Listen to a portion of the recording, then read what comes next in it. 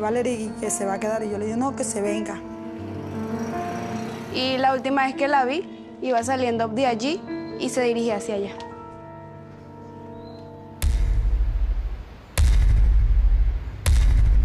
Estoy interceptada por dos personas que la tumbaron de la motocicleta y la introdujeron hacia un matorral. Se deduce que eso fue en este sitio.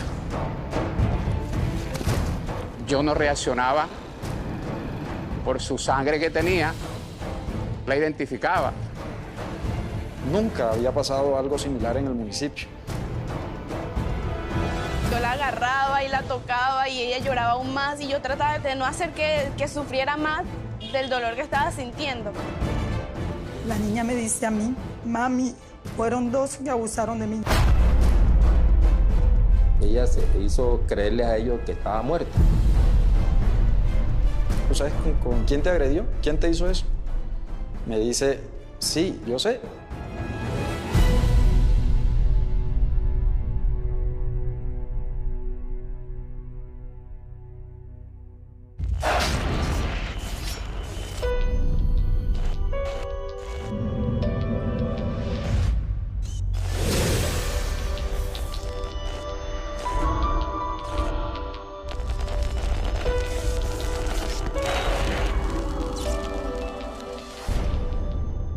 Buenas noches, soy Vanessa de la Torre. Solo 15 años tenía Valerie Peña cuando la desgracia se atravesó en su camino. Sucedió una tarde en octubre del 2015 en el Banco Magdalena. Dos hombres la violaron y la apuñalaron. Su intención fue clara, matarla. Lo que no sabían cuando la abandonaron en un potrero era que Valerie sobreviviría. Su testimonio se convirtió en la principal herramienta de las autoridades para encontrar a los responsables y llevarlos a la justicia. En la investigación de Lucía Benavente, ustedes verán que nada ayudó más a las autoridades que escuchar a Valerie decir, sé quién fue. Así comienza el rastro.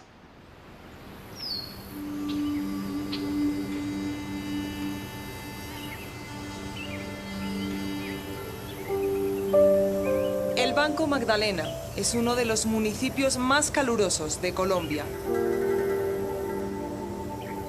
Aquí, la sombra es un refugio continuo para la mayoría de la población. Pero algo dejó helados a los banqueños el 17 de octubre de 2015. La violenta agresión contra una niña de 15 años, Valerie Peña.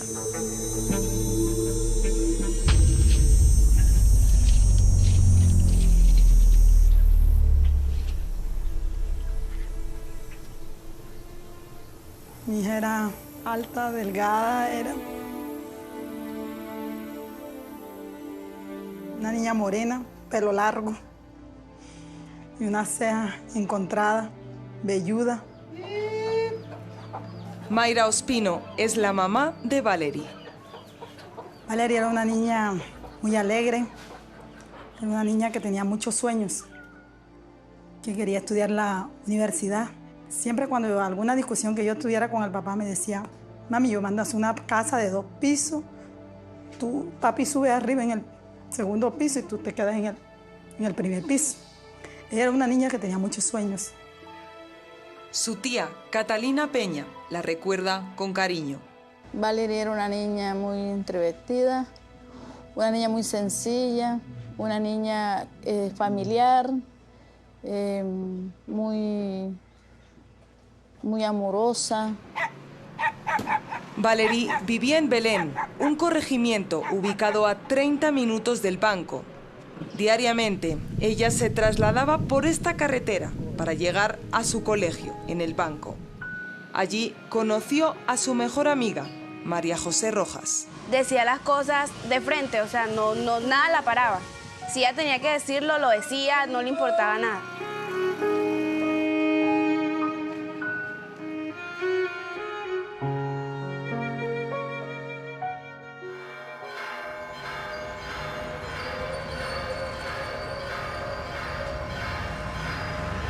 Era mediodía del sábado 17 de octubre de 2015. Valerie había pasado la mañana en el banco haciendo un trabajo para el colegio con sus compañeros. Al terminar, Valerie se comunicó con su madre. Ella llamó como a la 1. Llamó y su hermanita contestó la llamada. Me dijo, mami, Valerie que se va a quedar. Y yo le dije, no, que se venga porque después me tocaba a mí traer la moto. Valerie debía despedirse de sus amigas y volver a casa cuanto antes. Así que cogió su moto, dejando atrás a María José.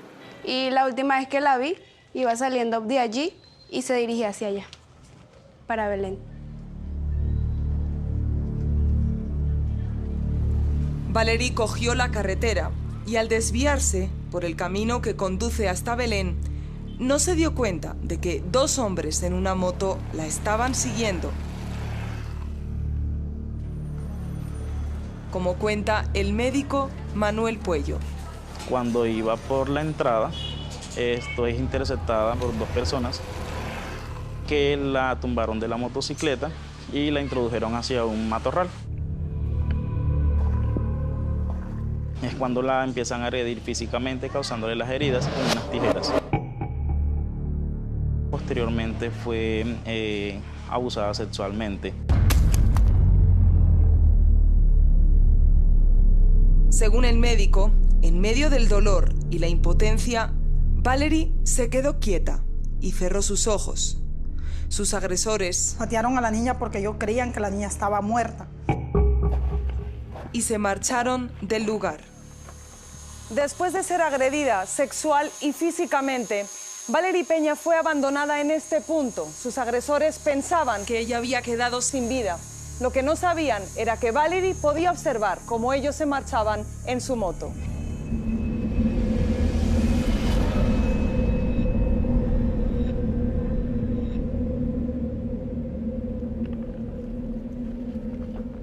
Una vez se fueron, Valerie se levantó y salió hasta la carretera.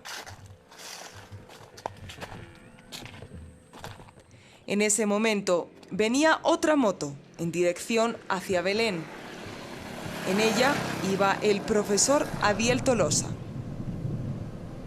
Bueno, cuando giró la mirada, me estrelló con la niña Valerie, que estaba totalmente ensangrentada. Yo no reaccionaba quién era la niña, porque por su sangre que tenía, pues no la identificaba. Luego ella me dice, profe, soy yo, Valerie, ayúdame, llévame al hospital, que me acaban de violar y me apuñalaron. Se me subió a la moto y salimos. Me hace un suspiro muy profundo. Yo presumo que le ha dado un infarto por la cantidad de puñaladas que tiene. Y entonces dijo, bueno, se me fue. Y le digo, Valerie. Luego ella me aprieta pues con su mano derecha mi rodilla y me da ánimo, pues está viva. Al llegar al banco, el profesor Tolosa ingresó a la menor al servicio de urgencias del Centro Previsalud. Allí, el doctor Puello la atendió. La menor estaba grave, pero consciente. Recibo el llamado del auxiliar de turno, quien me dice que llegó una paciente presuntamente agredida sexualmente. Me dirijo a la sala de pequeñas cirugías y encuentro a una joven que estaba con signos evidentes de maltrato físico. Al descubrirle el cuello me doy cuenta que tiene varias heridas. O sea, había aire que salía a través de su tráquea. ¿Ya tenía alguna dificultad para poder hablar? Ella en ningún momento tuvo ningún tipo de alteraciones para explicarnos lo sucedido. 61 Alfa 4, no se le encuentra comunicado. Me hace el llamado a la patrulla del cuadrante de que llega un caso de abuso sexual a la clínica Previsalud. El subintendente Víctor Vilardi, miembro de la Policía de Infancia y Adolescencia, llegó al centro para asistirla. Yo hoy entro, hablo con ella, le digo, Valerie, ¿tú sabes con quién te agredió? ¿Quién te hizo eso? Me dice, sí, yo sé. La policía pide colaboración a la amiga de Valerie, María José, para que le ayude a identificar a su agresor.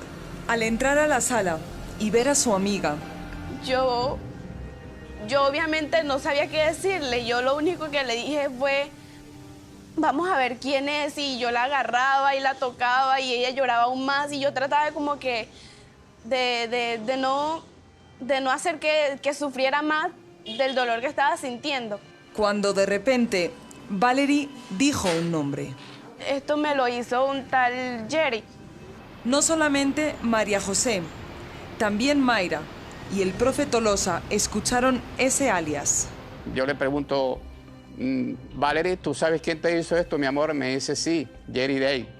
Además, Valerie también le dijo al subintendente Vilardi y al médico Puello el alias del Jerry. Incluso logró describirlo ante el doctor. Me dice que es una persona de estatura promedio, que es de una persona morena, nariz un poquito fileña, cejas delgadas, ojos achinados. Pero reconoces a alguien, me dijo, es que es alguien que vivió cerca donde viví yo, en una pensión. Sí, es que cuando yo estaba más niña, yo vivía en una pensión en Pueblo Nuevo y al lado vivía el muchacho y él siempre me molestaba cuando yo estaba pequeña, pero yo nunca le presté atención. Entonces le dije, ¿tú crees que es él? Y me dijo, sí, yo creo que es él. Y le pregunté, ¿sabes cómo se llama? Me dijo, no sé cómo se llama, pero sé que le dicen Jerry o Cherry, me dijo ella. Valerie estaba en estado crítico y necesitaba una cirugía urgente.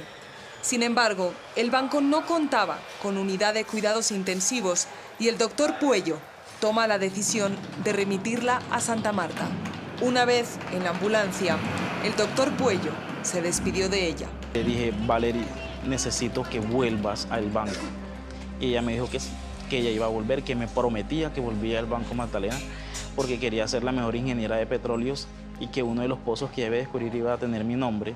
En ese momento me sonreí con ella y le dije, no quiero que tenga mi nombre uno de los pozos, solamente quiero que vuelvas. Todo el banco estaba impactado con lo ocurrido. Nunca había pasado algo similar en el municipio.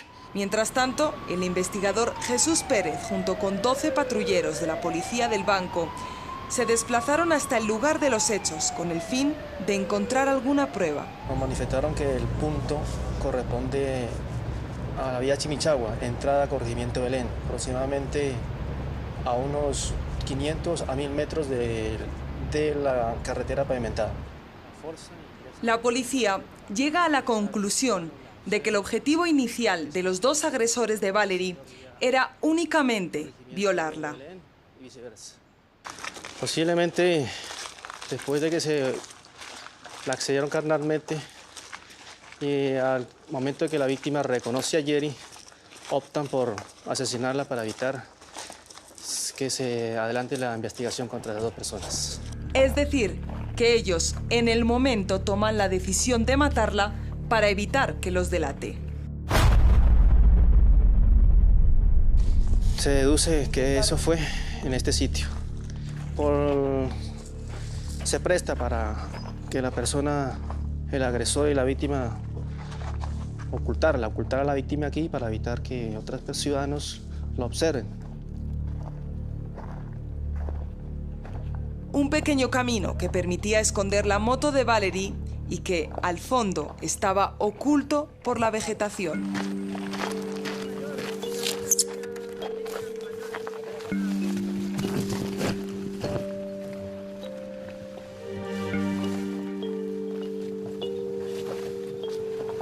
Fueron 200 a 300 metros que se inició la búsqueda de elementos, material laboratorio, fluidos, sangre, elementos contundentes tipo tijeras. Al igual, en el sector del otro lado de la carretera, también fueron 200 metros que se hizo la inspección.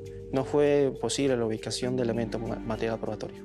Los agresores no dejaron rastro, pero la policía tenía algo más valioso: el testimonio en vida de Valerie.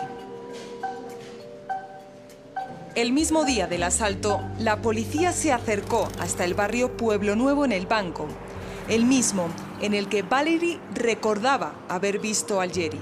Allí, un grupo de vecinos dio a la policía el nombre completo de quien respondía a este alias: José Fernando López Viloria. Este hombre, que para la policía coincidía con las características físicas descritas por la menor. se solicitó a la Fiscalía General de la Nación la orden de captura. Mientras tanto, Valery tenía por delante 6 horas de trayecto hasta llegar a la clínica La Milagrosa en Santa Marta.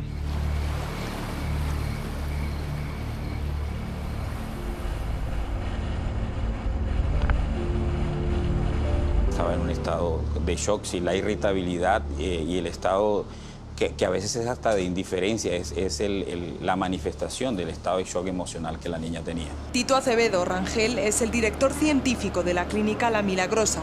Él atendió a la menor. Ella, ese día llegó con lesiones de alta gravedad que sabe uno que generan inestabilidad en cualquier momento de la evolución de la paciente.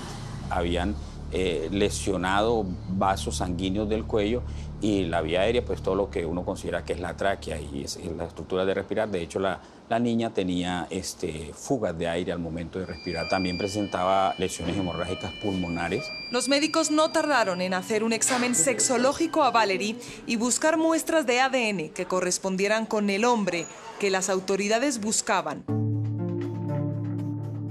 José Fernando López Viloria. El laboratorio de genética logra establecer a través de las células epiteliales de ella que sí se encontró el ADN de José Fernando. Vicente Guzmán es el director de Fiscalía Seccional del Magdalena. Lo que está diciendo el dictamen médico legal es que José Fernando sí tuvo un contacto sexual con ella. Una prueba más para justificar la búsqueda de este hombre. Al día siguiente, todo el banco estaba buscando a José Fernando y el investigador Pérez recibió un aviso de un vecino. Se tuvo conocimiento que para el mismo día de los hechos, esta persona salieron del municipio. José Fernando, junto con su hermano Elkin Mauricio López Viloria, conocido como El Morocho, había montado en un bus y huido del banco. Por su parte, habían pasado más de 20 días y la menor no mejoraba. Que la niña la subieron a cirugía. Pero mi hija no aguantó la cirugía. Le dio un paro, demoró 15 minutos.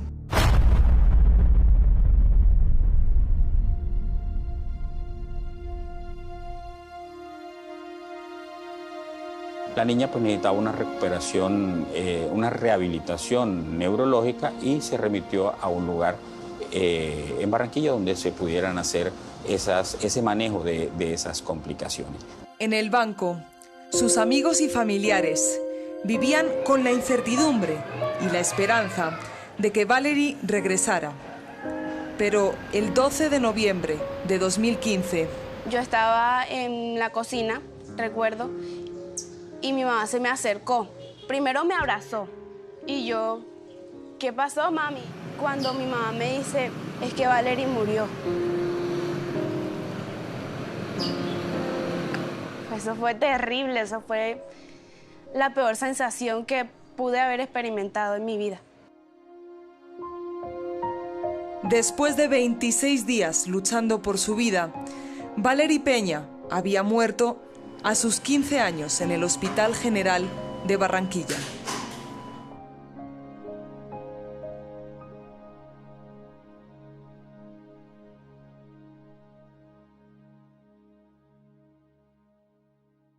Las autoridades tenían un nombre, José Fernando López, alias El Yeri. Ahora tenían la misión de encontrarlo. Sin embargo, dar con su paradero no parece tan fácil. ¿Lo lograrán? Ya regresamos con esta historia de Lucía Benavente. Sé quién fue.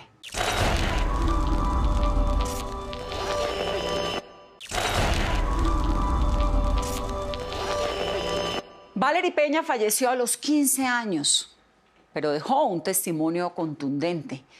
Señaló a José Fernando López, alias El Yeri, como el autor material de su crimen.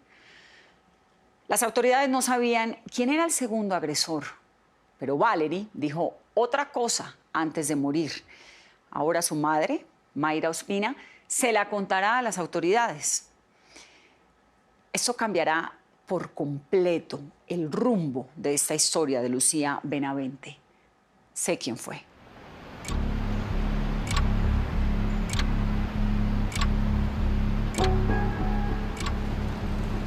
José Fernando López Viloria, el Yeri, era el principal sospechoso del asesinato de Valerie Peña.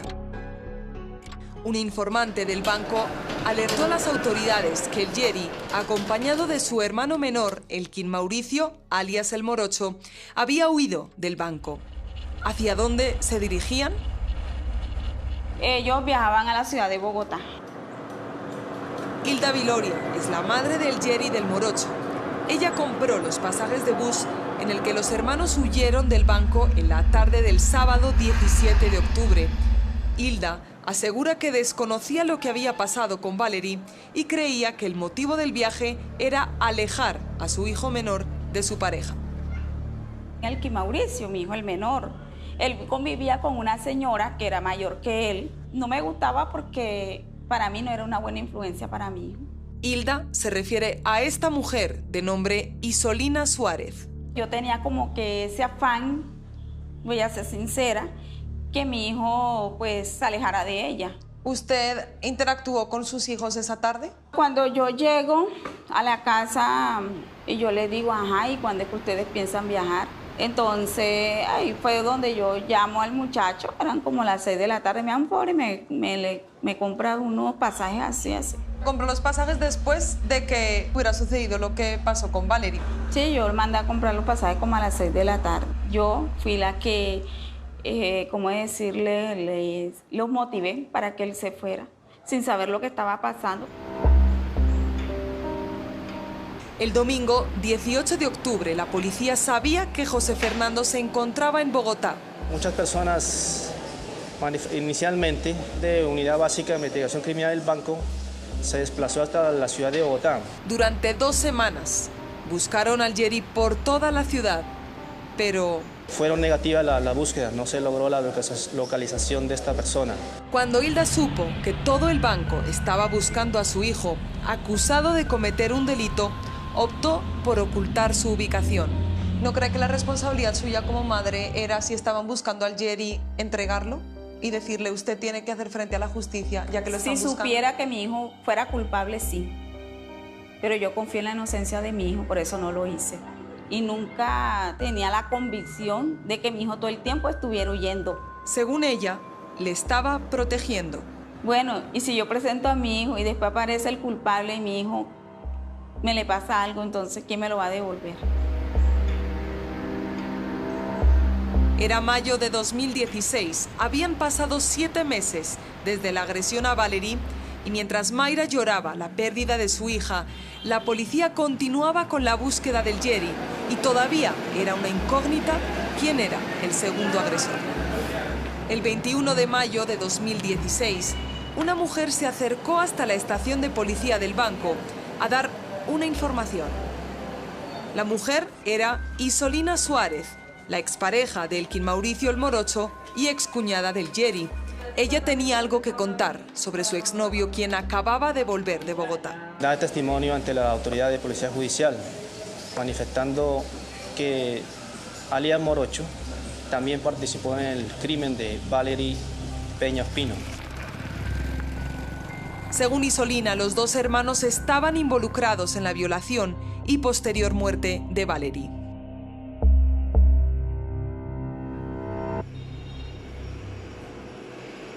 Ellos le comentaron que se iban a salir a patrullar, que patrullar significaba salir a hurtar, a robar. Y entonces ellos salen juntos y después él le confiesa los hechos. Según el testimonio de Isolina, el día de los hechos, los 2 hermanos se presentaron en su residencia, donde se quitaron la ropa y la lavaron para no dejar rastro. Pero el testimonio de Isolina era delator para la policía. Se adelantó las respectivas investigaciones, recolección de elementos material probatorio, entrevista a testigos y posteriormente la identificación de esta persona.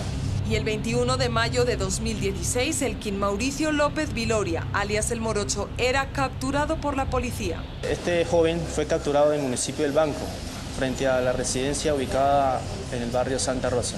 El Morocho mantuvo su inocencia y negó haber asesinado a Valerie. Además, ni él ni su madre daban pistas a la policía de dónde se encontraba el otro sospechoso, su hermano José Fernando. En redes sociales y en la prensa, la policía describía a este hombre que llevaba casi un año huyendo de la justicia. Hasta que el 28 de septiembre de 2016, 10 meses después de la muerte de Valery, los investigadores recibieron una llamada.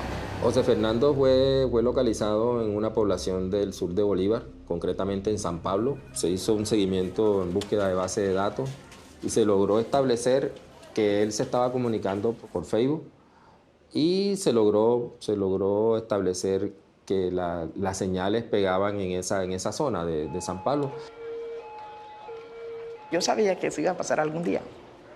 Yo me lo imaginé. José Fernando tenía 22 años y estaba haciendo labores en una finca. Así, cuando llegó allá a la finca, llegaron 3. Aunque no puso resistencia, aseguraba que él era inocente. Igual que el hermano, manifestaban no ser autores del crimen. Pero si era inocente, ¿por qué no se entregaba a la policía? Me daba como el temor de estar en una cárcel. Además, pues estaba recibiendo amenazas constantemente. Por eso demoré también escondido, porque en mis redes sociales todavía es la hora y encuentro donde me decían que no me entregara, que me iban a matar. El Jerry fue trasladado por las autoridades hasta el banco. Al llegar al puerto, el Jerry se mostraba avergonzado ante sus vecinos. Ahora sí te da pena. ¿Ah? Ahora sí te da pena. ¿Ah? Pero cuando le estaba dando, matando a la pelada y sí. Allí, los banqueños lo recibieron con insultos, pero él decía ser inocente. Elkin Mauricio y José Fernando, los hermanos López Viloria, estaban en manos de la justicia. A pesar de que ellos aseguraban ser inocentes, la fiscalía tenía pruebas que mostraban lo contrario. ¿Qué teníamos? Teníamos un dictamen, un informe sexológico, un protocolo de necropsia y también tuvimos posteriormente una prueba muy importante que fue la prueba que nos dio el laboratorio de genética. Además de la prueba más contundente. La declaración de la niña, porque ella sobrevive al hecho. La fiscalía acusaba a Elkin Mauricio, el morocho, de feminicidio agravado y acceso carnal violento contra una menor de edad. El 8 de febrero de 2017, la justicia falló en su contra y Elkin Mauricio fue declarado culpable por un juez. Sin embargo, ese fatídico 17 de octubre de 2015, al morocho le faltaban 9 días para cumplir los 18 años, es decir, era menor de edad. Por eso... La condena de Elkin Mauricio por responsabilidad penal para adolescentes de 8 años está recluido en un establecimiento especial para adolescentes en la ciudad de Medellín. Elkin Mauricio se encuentra aquí, exactamente, en el Centro de Rehabilitación La Pola de Medellín. Después de su condena, Elkin Mauricio aceptó su responsabilidad y reconoció que había violado y acuchillado a Valery Peña. Pero su hermano El Jerry mantiene su inocencia. No estuve en los hechos. Estoy el 100% seguro que no estuve ahí. Entonces, ¿por qué Valery le reconoció a usted? Digo que eso es mentira. Ella nunca dijo mi nombre. Ella lo que dio fue el apodo. Según El Jerry, Valery confundió a los hermanos y creía que Elkin Mauricio era El Jerry. O sea, dijo que no sabía exactamente si era Jerry, si era yo o era él. O sea, que usted dice que una joven que fue violada por un hombre no pudo identificar a ese hombre a plena luz del día y lo confunde con su hermano, quien no se parece tanto. La verdad, pues cada quien puede pensar lo que quiere. El pasado 27 de octubre, la justicia halló culpable a José Fernando y lo condenó por acceso carnal violento y feminicidio agravado. José Fernando López Viloria, conocido como El Jerry, se encuentra recluido en esta cárcel, la cárcel Rodrigo Bastidas en Santa Marta. Su condena es de 55 años y 10 meses de cárcel. Un fallo que la defensa apeló.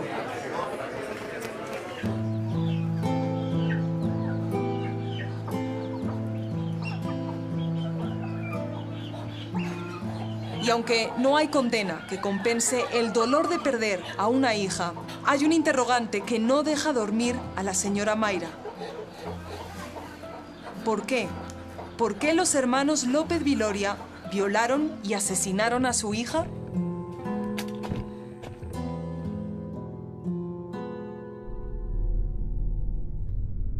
Valerie, además de reconocer al Yeri, le contó a su madre algo que escuchó decir a sus agresores después de que la acuchillaron 9 veces en el cuello. Ya nosotros realizamos el trabajo porque a nosotros nos pagaron 500.000 pesos por realizar el trabajo. Esas fueron las palabras que la niña me dijo a mí. Con el testimonio en vida de la menor, familiares, amigos y autoridades sospechan que el Yeri y el morocho solamente eran los autores materiales a los que alguien les pagó. Pero, ¿quién habría pagado a estos hombres, alias el morocho y el Yeri? ¿Cuál era la intención y el motivo de hacerle daño a Valerie? Ya regresamos.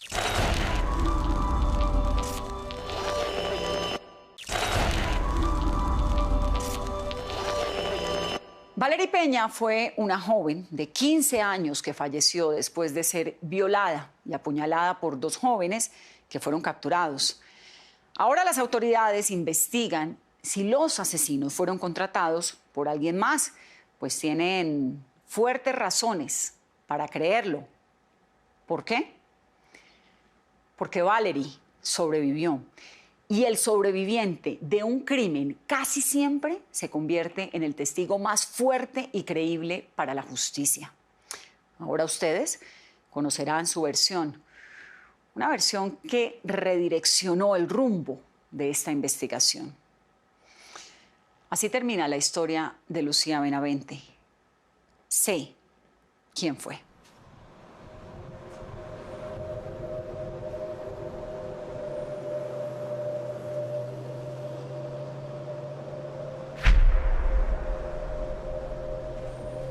Cuando Valerie Peña era trasladada hacia Santa Marta, su madre, quien la acompañaba en la ambulancia, asegura que escuchó a su hija decir que alguien había pagado a sus agresores para atacarla. Ellos le dijeron que Dios te tenga en tu santa gloria. Ya nosotros realizamos el trabajo porque a nosotros nos pagaron 500.000 pesos por realizar el trabajo. Esas fueron las palabras que la niña me dijo a mí. Mayra sospecha que la muerte de su hija está relacionada con un incidente menor que se dio en el colegio José Benito Barros, en El Banco, la institución a la que iba Valerie. La historia, según Mayra, comenzó en septiembre de 2015, un mes antes de la agresión. Yo le regalé de 15 años un celular. Le regalé porque ella me pidió. Cuando ella lo lleva al colegio, allá se lo robaron. El robo se produjo durante la clase de informática. La amiga de Valerie, María José, estaba ese día con ella. Nosotros estábamos dando clases normales. De repente me dijo, no, tengo sed. Y se fue y le pidió permiso al profesor y me dijo, bueno, acompáñame. Bajamos. Al regresar al aula, Valerie no encontraba su celular y le consultó a su amiga. Mari, ¿tienes mi celular? Pero ella, pues, no le prestó mucha atención porque lo tomó como un juego. Stephanie Alquerque también era amiga y compañera de salón de Valerie y estaba presente ese día. Cuando vio que la cosa era en serio, pues empezó a preocuparse porque era un teléfono, en ese año era de último modelo, que le había costado bastante caro. Todo el mundo estaba con la intriga de saber qué había pasado con el celular. Al final del día, Valerie regresó a casa sin teléfono y le contó a su madre. Mayra intervino. A mí me llevaron al colegio. Hubo unos videos, había unas cámaras que tiene la institución. Según los padres de Valerie, en estos videos se veía claramente a una compañera del salón cogiendo el celular. ¿De quién se trataría? Identificaron que se había robado el celular. María Camila se había robado el celular. María Camila, ella decía que ella no lo había cogido. Que yo no lo cogía, pero ya la habían visto. Pero, ¿quién era María Camila? Edward Ribón es amigo y compañero de Valerie. Explica que ella era una alumna que llevaba apenas unos meses en el salón. Entró con un carácter fuerte, le gustaba competir en lo académico. Como que no le gusta perder. Siempre quiere tener la razón. Según Edward, Stephanie y María José, desde el primer día, las personalidades de María Camila y de Valerie se encontraron. ¿Cómo era su relación con Valerie? Al principio todos nos decíamos que se caían mal porque se llevaban mal porque ya que las dos eran muy competitivas. Mientras tanto, el problema del celular seguía sin resolverse. El colegio involucró a los padres de Valerie y a los de María Camila. La rectora los mandó a llamar al papá de Camila. Yo fui y mi esposo también. Hablamos, conversamos y él se comprometió para dar el celular. Pasaban las semanas y según Mayra, el padre de Camila no pagaba el valor total del celular. Nada más dieron la mitad de la plata y yo le dije que la mitad no, que yo quería el celular de la niña. Valerie y María Camila seguían encontrándose diariamente sin haber resuelto este incidente. ¿La relación que hubo entre ellas después de que sucedió lo del celular fue un poquito más tensa? A mí me parece que sí fue un poquito más como que María Camila se vio también presionada por todos los del salón, porque no, que ya se cogió el celular, que esto, que lo otro, y todo el colegio se había enterado. Supongo que eso como que le habrá dado rabia y entonces ya la actitud como que era un poquito más como que hacia Valerie un poquito más alejadita. En el salón de clase pues chocaba mucho porque tenían dos pensamientos muy distintos. Mayra asegura que el viernes 16 de octubre de 2015, Valerie, quien todavía esperaba que Camila le respondiera por su teléfono, le hizo un comentario. Le dijo, Camila, dile a tu papá que no me vaya a comprar el celular blanco, sino dorado. El 17 le hacen lo que le hicieron a mí. Para la familia de Valerie, la agresión y posterior muerte de la menor a manos del Yeri y del morocho tiene que ver con el robo del celular. Nosotros decimos que por el celular, decimos nosotros, no sabemos qué más tras de eso puede haber. Mientras tanto, la Fiscalía Seccional del Magdalena asegura que el acto de los hermanos López Viloria fue premeditado. Lo que se desprende de la investigación es que ellos ya habían preparado esa situación. Y sería organizado por un tercero. Lo que nosotros estamos investigando también es que hay un determinador de esos hechos. ¿Puede haber una tercera persona? Por supuesto.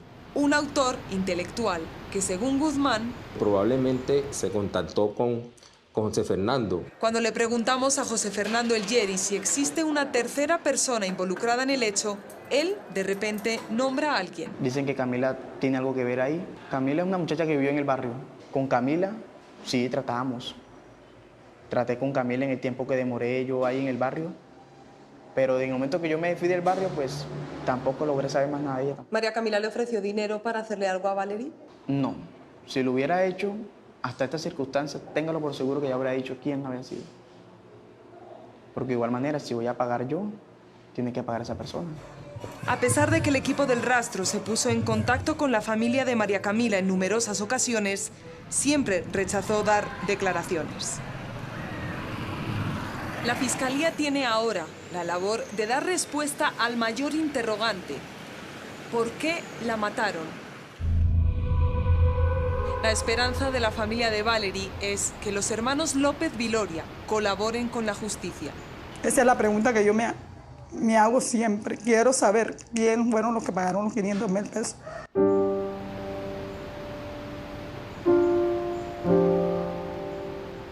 Aunque sus amigos y familiares saben que la respuesta no les devolverá a Valerie, aseguran que les dará la paz que tanto necesitan.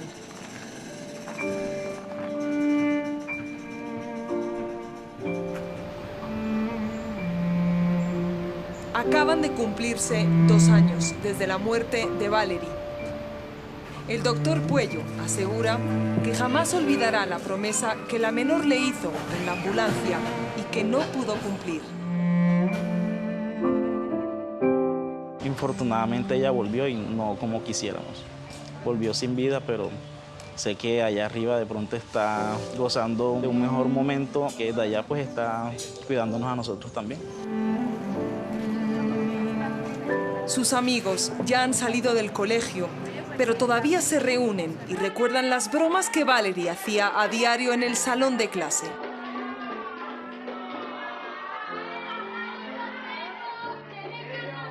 Extraño de ella su alegría, era bastante alegre y no le importaba nada. Ella, con tal de ver reír a las otras personas, hacía de todo. Pero en la casa de los Peña Ospino ya nadie se ríe. ¿Qué es lo que más extraña de Valerie? Muchas cosas, que hablaba mucho conmigo, iba allá a la casa, se ponía a hablar, que ella quería ser una profesional. Valerie le dejó un vacío grande en toda la familia.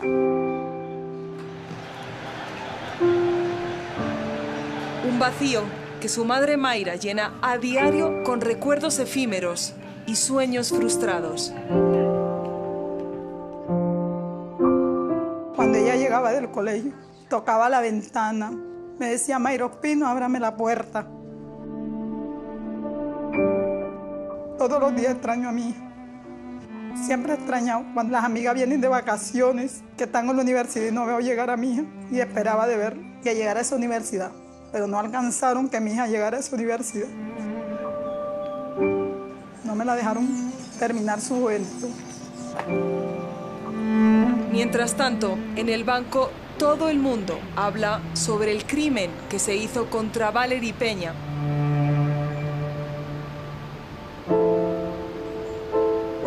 La historia de un asesinato que tan siquiera la fuerza del río Magdalena ha conseguido llevarse por delante.